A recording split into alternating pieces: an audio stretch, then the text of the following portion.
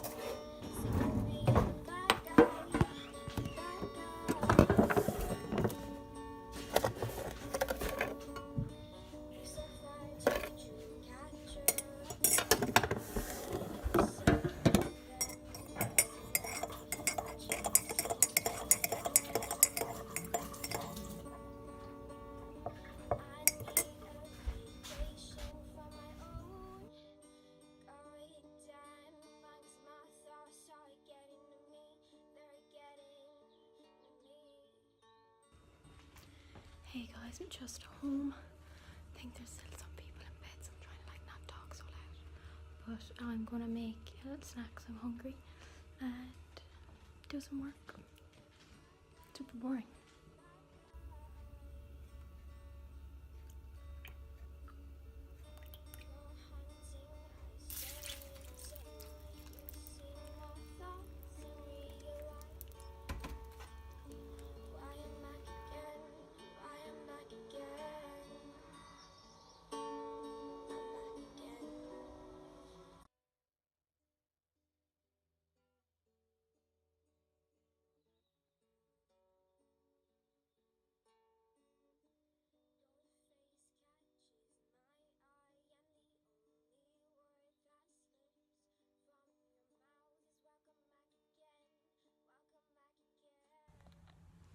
Hey guys, so I've just finished watching a couple of YouTube videos. I've been watching Gary Vaynerchuk. I don't know if any of you watch him, but he's really, really good, especially if you're like into any like entrepreneurial, like anything it got to do with being an entrepreneur you love. But I just like watching because I just think he's really motivational, especially when it comes to like anything got to do with online. He like grew his business basically from utilizing every form of social media, so to watch like his journey is just cool. But he updates like daily vlogs, so each day he's a new video up, so like there's so much content there. But if you're in like need like motivation or anything, he's the guy to watch, definitely. I have like a blanket around me because my room is freezing.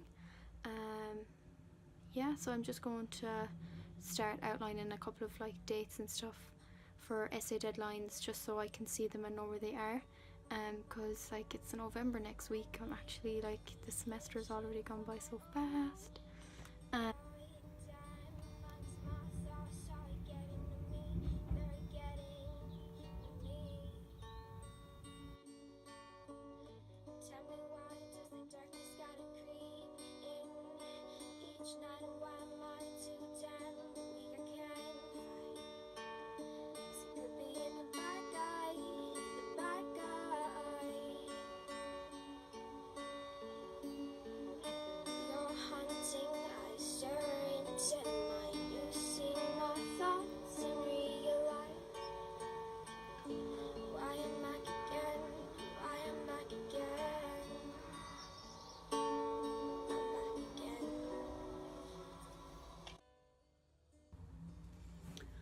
Finally have everything mapped out in my diary.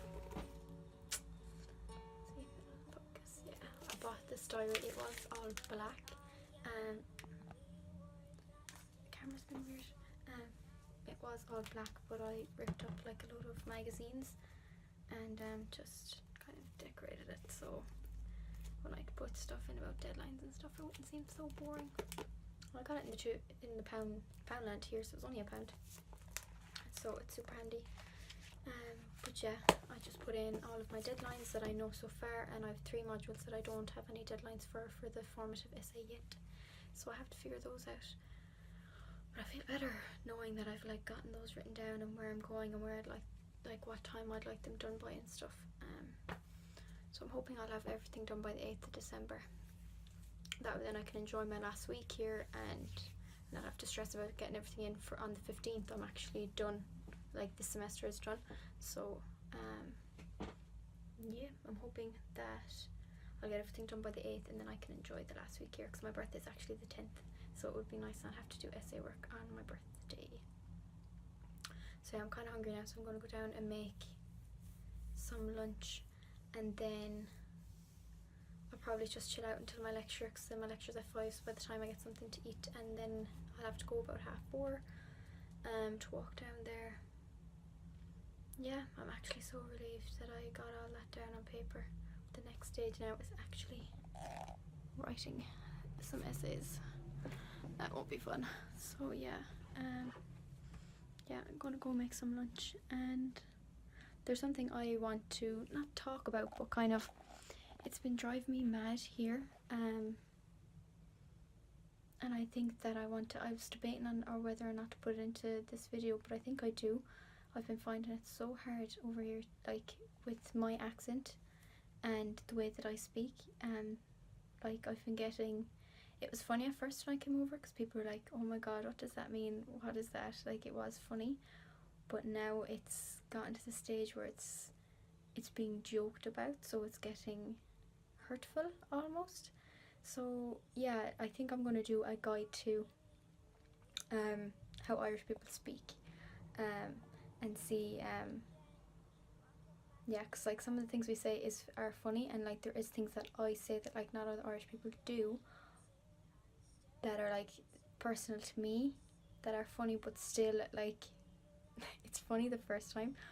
When it keeps getting said to you, it makes you so self-conscious of how you talk, and it's just annoying me. So yeah, when I come back from my lecture, I think I'll do a guide to the Irish accent type, like little chat, before I wrap up the video, because I want like these videos to be like, I'm thinking about calling them Erasmus Adventures, so that way then like they're kind of like I'm taking you around on my experience here as an Erasmus student. So I think that would be fairly like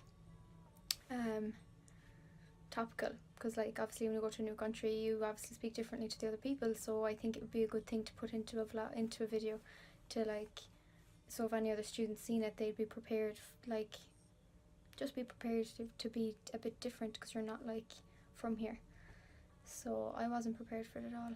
I know, do you know, so yeah, it's a tough, it's a weird subject because it's funny but it's not funny. So yeah, I'll have a chat later about that. And yeah, I'm starving, so I'm going to go make, I would say, rashers, but here it's called bacon. So every time I say rashers, everyone's like, no, it's not rashers. So but I like rashers, I like that term. So I'm going to go make some rashers and a bagel and a cup of tea, I think. Yeah, so I'll catch you later.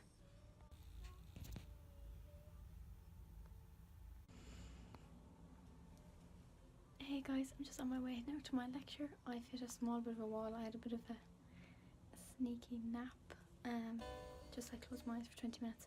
My throat's starting to get sore, and I don't know whether it's like the beginning of freshers flu or what, but I'm just like trying to ignore it. And yeah, I should have had a vitamin C drink or something this morning, but I'll have one tomorrow. Try and like do everything I can to like not feel ill. So yeah, I'm on my way to my lecture now, so I'll go down and grab my bag. It's turned into a beautiful evening, so I'll show you a bit of it when I'm walking into my lecture hall now.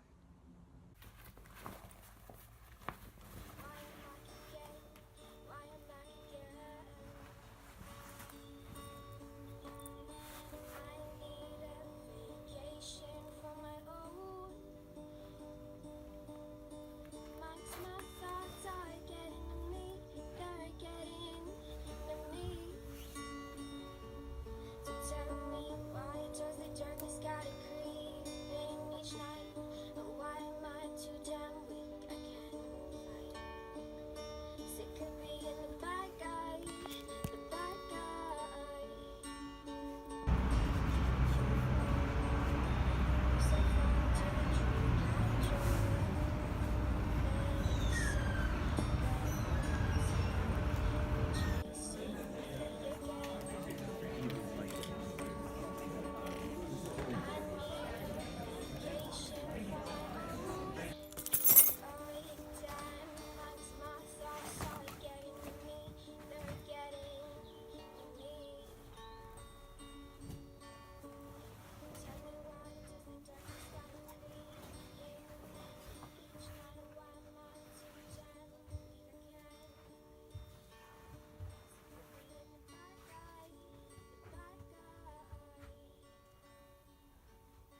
guys, so I'm back from my lecture and everything now.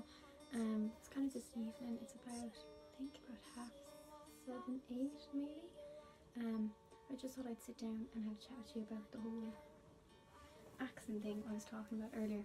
So basically, I found been over here that there's so many things that I say that is just like gone over people's heads, and I think half of it is my own slang and the other half of it is just Irish things that like Irish people say. So I just thought it might be funny to like share them here with you, and that way then like if you ever meet an Irish person, or like if you, yeah, basically if you're in Ireland and meet an Irish person, you know like these kind of terms and stuff. So like the first one, like these then would be a mixture of like what I say and what like my housemates have said to me. What does that mean? Like, and a mixture of like typical Irish terms that like Irish people use. So like the first one is like without a doubt everyone knows like what's the crack, and crack is spelled C-R-A-I-C. It literally just means like what's up, what's going on basically. And like, but people can also say that was great crack, which means that was loads of fun. I usually say like, oh, that was great crack. Like most, like I couldn't count how many times a day I'd say that. I wouldn't really say what's the crack much over here because people just don't, it's like an opening for conversation and people don't know what it is. But if I'm in the house and like I'm chatting or whatever and they're like, how's your day, or they're like, how was last night, I'm like, oh, it was great crack. It just comes naturally. Let me think what other ones. I've like a thing, like if someone says something about someone, I'd be like, oh, she's gas out. And like I've said it about like one of the girls were chatting here and I was like, oh, you're gas out, and they were literally like, what the hell? And I was like, because like my housemates here, 2 of them are from Germany, one of them's from Algeria, one of them is from China, one of them is from England, and the other one's from Ireland. We actually came over here together. We're from the same university at home. So like she gets some of my, like she gets most of it, so it's like kind of nice. But like if I'm talking, like I think I was talking to Nadia, the girl from Algeria, and I was like, oh, that's gas or whatever, and she was just like, what? But it literally just means like that's funny, or she's like, if you're saying it about a person, it means like they're really funny or what they did was funny. One that I use that I've literally like noticed that like people that I live with have picked up is when I say I'm weak. So like if something funny happens or if something bad even happens, I say it about it, and if anything happens, I literally like it just comes out. I always say, oh, I'm weak. And I've noticed like if something like falls in the house or something, like I heard Nadia saying it like, oh, I'm weak. So yeah, no, it's quite funny. And like one day I said it like kind of out of context. It was kind of like something bad had happened and I still said, oh, I'm weak. And they were like, oh, I thought you meant like, I thought it's like comes from like a funny background, like I thought it means like something funny happens, I'm weak. And I was like, yeah, it can literally be said anywhere, but like that's my thing, I just say it about anything. Like, yeah, it's really bad habit, but it's funny to notice that they've been picking them up here. Do you know what other, I've kind of, on anything else that I've said has kind of just been like terms like Egypt. If I've said Egypt, people don't know what that is over here, but it's kind of just like someone who's silly or someone who does something stupid. It's not that offensive at all, it's not anything bad. Someone who's an Egypt is just someone who does something silly. Like if someone dropped something, I'd be like, ah, you Egypt, but like it's not offensive in any way at all. One that another term that I use that's like, oh, it's been not getting me into trouble because people have been finding it really funny. It's been getting me into trouble in the sense that so many people find it so weird and so like they just find it funny. So literally I've just been like nearly almost changing how I speak because of it, because people keep commenting on it, whereas back home I didn't realise how much people knew me and knew my way of speaking, like how much that would affect me when I came over. Like people getting used to how you speak, and it's especially in work. I work in New Look here, because I worked in New Look back home, so I actually was able to get a transfer over to this New Look, which was amazing. But like speaking to customers and stuff, I've had to change the rest, like the tone of my voice, the pace of my voice, And it's funny, like when I get tired towards the end of a shift, if I've done a long shift, I forget, like I just, my speed and my voice picks up, and like my terms come back, and it's funny because I just lose that kind of consciousness that I've been had throughout the whole day. And it sucks really that I have to concentrate so hard, especially when talking to my managers and stuff. I've said like things like, my manager came back from his lunch one day and he was like, oh, how's it been? And I was like, oh, it's been tipping away, which like I'd say back home and they'd literally know what I meant straight away, where he was like, tipping? What are you talking about? And like a girl was next to me, one of the girls was next to me, and she was like, looked at me and she was like, what does that even mean? And I'm just like, it means it, like it's kind of busy, but like not busy, very manageable. And they're just like giggled amongst themselves and walked away and were like, I've never heard that before. So from that point of view, it's been hard to like, it's just been work. I've been hard to settle into like people getting used to how I speak, and it makes you feel a bit, it just makes you feel a bit weird really, because you like don't want to change the way you are either, just because people need a bit of a while to get used to you, I think. I don't know, it's weird. Oh yeah, there's a funny one that I say. I have a younger sister who's 6, Isabel, a younger brother who is 12, his name's Jack, and my other sister Sophie, who's 18. But when Isabel was younger, do you know, like when kids are at a young age, like they copy things and like they pick up what you say.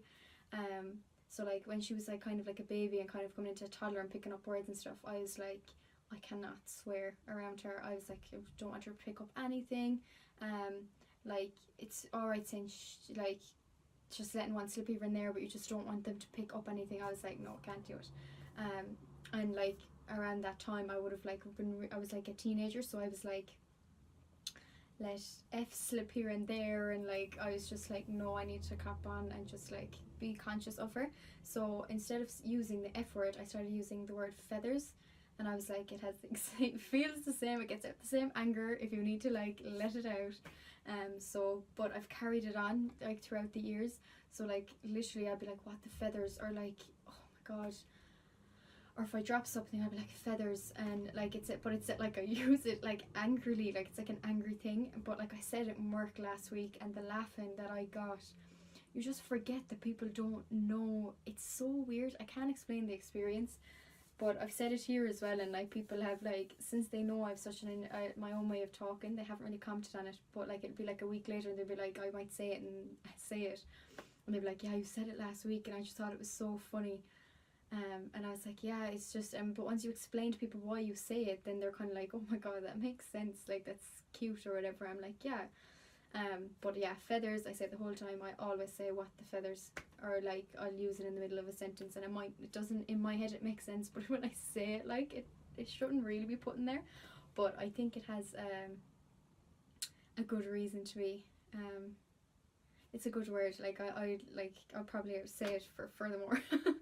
Totally. Yeah, I suppose there's other, like, let me think, what else do Irish people, oh, I always say totes and defo, and apparently people over here don't, which freaks me out, because I thought it was like a big, like I thought loads of people shortened. For anyone who doesn't know, totes is totally and defo is definitely. I thought loads of people shortened those, but like apparently not. Like anyone I've hung out with, if I've said like, oh yeah, and totes up for that, or yeah, defo, I always like, I'd rarely even answer yes to a question. I've just literally been like, yeah, defo, or defo. Yeah, but that's been a funny one. Like I thought loads of people said that, but like I didn't realise. And people actually, like, it's funny, I'll say them, and like a week later or like a few days later, people would be like, I have to actually ask you, what does that mean? So it's funny, when people initially hear it, they don't question it, whereas I prefer it like initially, because then I don't feel so silly, because I've obviously not, like, I keep using those words. So yeah, it's weird. Totes and defo I thought was one that that was like universal, that people like knew that totes was shortened for totally and defo was definitely. Oh, I don't know. I also use the term amazeballs, which people have looked at me weirdly for, but like when something really good happens, I just think it's a cool word, but it just means amazing, or yeah, that's unreal. But like back home, like I use it the whole time, and like it doesn't, like, nobody bats an eyelid, whereas here it's literally been like, why would you put those two words together? It's just like, it's because it's funny, but I don't know. Yeah, and I suppose the last one really that I thought, like, that I said, and I kind of I remember when the first time I kind of said it over here, because I kind of frightened one of my housemates. She said something, and I said, it was like shocked me, so I was like, get out of town. And my landlady was actually in the room as well, and my poor housemate, she like looked at me and was like, what? And my landlady Erica was like, you're just gonna have to get used to all the Irish ways of speaking. And it was just so funny, because it was the first week I'd moved over here, and it literally just clicked then. I was like, I'm not in Kansas anymore. Like, this is going to be tough. The speaking here is my way of speaking. It's going to take some getting used to. But like, the other side of it is, I don't want to change that. Like, I don't want to come home and have half of a Durham, Newcastle accent mixed with my Irish accent, because like I love my Irish accent, and I love my different mannerisms and the different words that I use, and I don't want to change that. So I just thought it'd be cool, because it's been, some days I don't mind it, I find it funny when people comment on it. Then other days, if I'm like feeling a bit homesick, it's one of the things that still reminds me of home. So when I say those types of things, it feels like me. So when people comment on it and I feel like it's like a negative comment, it can, hurtful is a strong word, but it can put a downer on your day, basically. So I just thought it might be cool to talk about in my first video. So like, if anybody goes on Erasmus or goes studying abroad, just be prepared for your accent to cause a bit of trouble, or the way you speak. Just, it's something I didn't think that it would affect me at all, but it kind of does still. So maybe work has been the worst part, and like, not many people work while they study abroad, which is like, that's like cool. But I think since I'm serving customers and like with a team, I have to serve a different customer every day, so I kind of have a new person that has to get used to my way of speaking every weekend. I'm not going to say serve the same people every time I work. So from that point of view, it's kind of frustrating. I kind of have to have this work mode kind of on, which I obviously had at home, but it was different. Yeah, but everyone in the house is kind of getting used to me, but I find when I'm introduced to new people, that's when it gets tough.